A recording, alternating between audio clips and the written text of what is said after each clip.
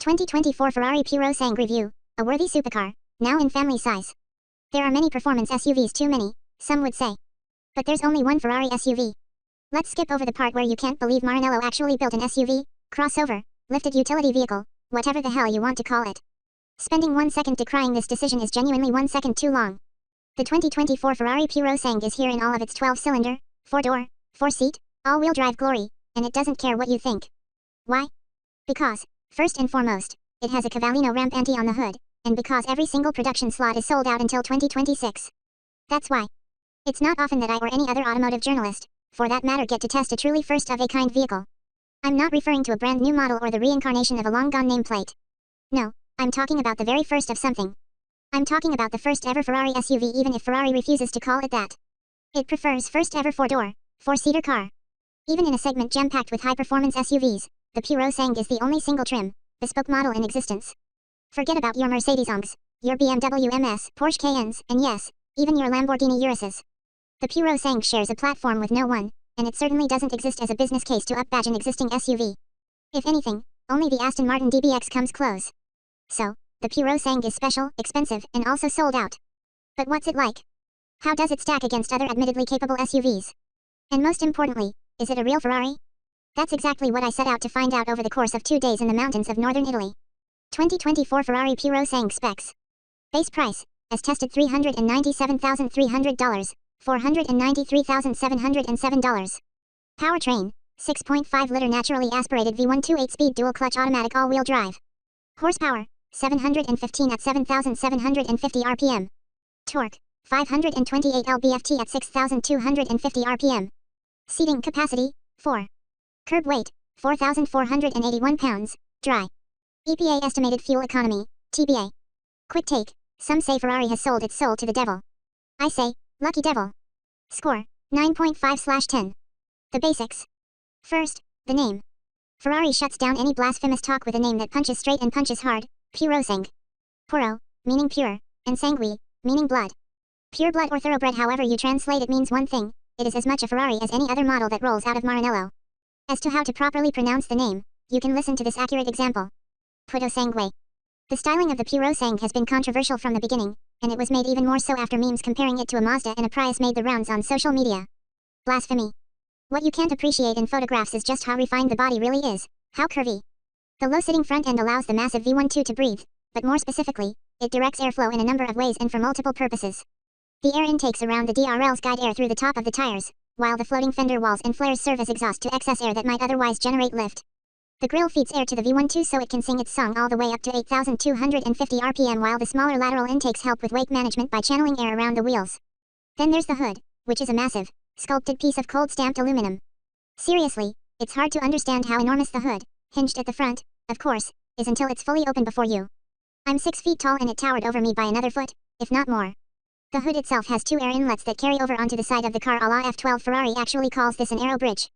According to engineers, it was the overall curvature of the car that presented the biggest aerodynamic challenge, which is why they kept the roof low and the tailgate angle as flush as possible with the rest of the car. Look closely and the angle of the rear window is drastically different than that of the windshield, giving the purosangue a coupe, fastback-like profile. The rear windshield doesn't even have a wiper, as engineers claim it doesn't need one thanks to such ideal airflow over the roof. As is the case with all Ferraris, the engine is the heart of the purosangue. Derived from the hardcore 812 Competi's Ioni, this 6.5-liter V12 packs F1-derived engine mapping in a mix of new and revised internals that shape its character. A redesigned intake manifold is tasked with increasing torque and works in combination with the also redesigned camshaft to offer a linear power curve, one less peaky than in the 812. The intake system is also revised, as well as the exhaust and injection systems. And while maximum power is always the goal, some components were also tuned for efficiency, too. For example, the geometry of the crankshaft, connecting rods, and pistons was modified to improve fuel consumption. Even the lubrication of these components was tweaked in order to increase efficiency and improve reliability. The 8-speed transmission has been fully redesigned for the purosangue, featuring a wet dual-clutch and dry sump architecture. This translates into a smaller and lighter unit compared to the 7-speed used in other models, while also improving shift times by 30%. Driving the Ferrari purosangue. Open the door and step inside the purosangue. Did you feel that? You just stepped in. No circus act, no special procedure. Most noticeably, no barely squeezing in if you're a big guy like me. Just throw a leg over and take a seat. The door opening is wide and generous, and while it still sits a lot lower than your average vehicle, it's an easy ingress. Ferrari didn't disclose how many ways the front seats are power adjustable, but it's a lot and one of my favorite parts of the car, for sure. Remember, a good driving experience begins with a really good driving position. The bolstering, the firmness, and the angle of every section of the seat can be adjusted. You can, in fact, spend 10 hours sitting in one. And when you start to feel tired, turn on the massage function of Ferrari first and buckle up for another 10. That's not something I can say about my experience in the F8 Tributo, or perhaps even the Roma. Firing up the engine happens via a touch surface on the bottom of the steering wheel that lights up red when you step on the brake. It's not an actual button and it feels rather sterile given the honorable task it performs, but it does have a modern look to it. Do the deed and hear the V12 come to life. The engine's naturally aspirated nature means everything comes full blast, much to the enjoyment of your ears and perhaps the annoyance of those around you. You can't fly incognito in one of these. And then there's the sound, there's no mistaking it for anything else. You can hear the exhaust tone modulate as the engine warms up and you can also feel it in the seat as the vibrations fluctuate. It's these little details that no F software can ever replicate.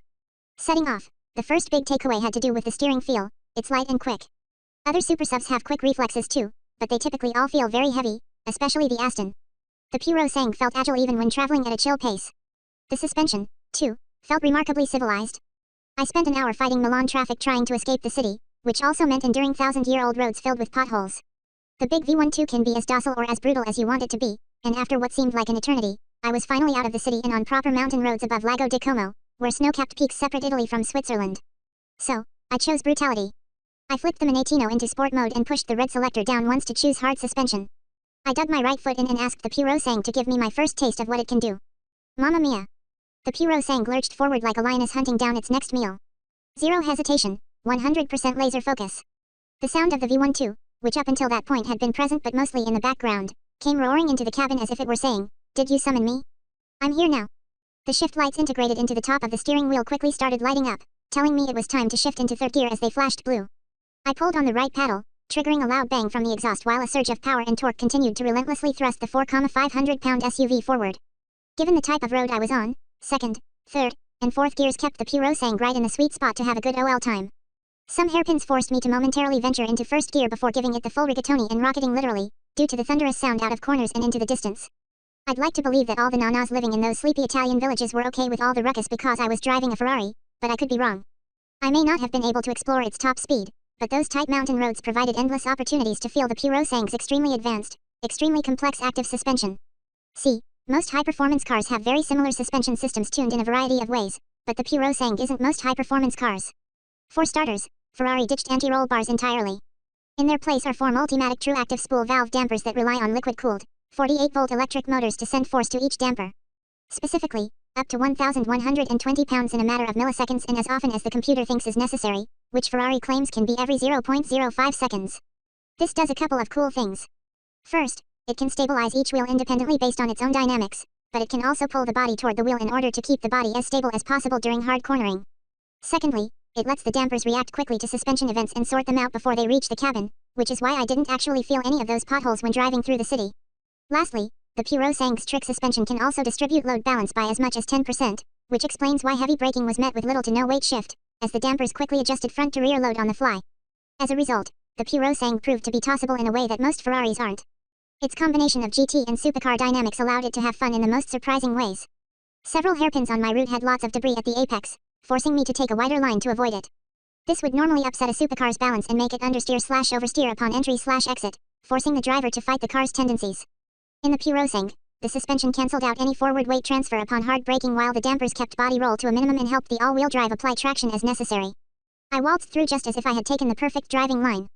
Four-wheel steering also played a huge role in these tight corners, further making the 16-foot-long SUV corners sharper than a Miata. Rally-esque switchbacks atop morphed into sweeping country roads flowing in and out of luscious green valleys down below. I kept the Minatino in sport but clicked down to soft suspension mode to give myself a little break. The transformation in ride quality is drastic and immediate. The dampers quickly get to work muting all imperfections, even if just seconds ago they were transmitting every single characteristic of the tarmac up to the steering wheel. I enjoyed a different feel of the purosangue by exploring higher cruising speeds while still doing plenty of wheeling. This is where I really started to feel the soul of the purosangue. It had just bombed up and down incredibly twisty roads and now it was gobbling up kilometers in a speedy yet tranquil manner. The sun was beginning to set and all the dashboard instrumentation began to come alive, the gauges, the few buttons, the mood lighting, the fantastic headlights. It was a nice way to end the day. Back on comfort and soft suspension modes and with the transmission set to fully automatic, I cruised back into town to rest up for the night. But first, I had to venture into an underground parking lot with steep ramp access and make my way through tight rows of cars, the combined value of which probably didn't even add up to the starting price of the purosangue. The experience was easy breezy and nowhere nearly as nerve-wracking as it would have been in other Ferraris. While the entry was pretty steep, and I was cautioned by the front desk staff that most Ferraris don't make it there, the nose lift system in the purosangue came in clutch and took all the drama out of the situation. Then, the surround view cameras kept an eye out as I made my way through the garage on the lookout for a safe corner spot. Suddenly bingo, another Ferrari. A 458, whose owner clearly went against the front desk staff's advice, with an empty spot next to it. Parking was painless. The purosangue was easy to maneuver, visibility was great, and the technology, cameras and sensors, worked perfectly. I pulled both paddles to shift into neutral, made sure the auto parking brake was engaged, and wished the Ferrari along with its new friend a good night. A more usable Ferrari. I'll start with this. The back seats of the purosangue are more than big enough for large adults. They're quite comfortable and can be reclined, slid forward and backward, and are heated and cooled. Legroom is plentiful even when the front passengers are relatively tall. However, I stuffed my assistant, my dad, in the back for most of my second day with the car, and he reported no issues. In fact, he actually fell asleep at one point, which has to be some sort of compliment to the people who designed the rear of the cabin.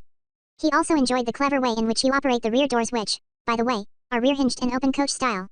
From the outside, give a one-finger pull on the hidden tab at the bottom of the B-pillar to make it prop open, then continue opening the door yourself.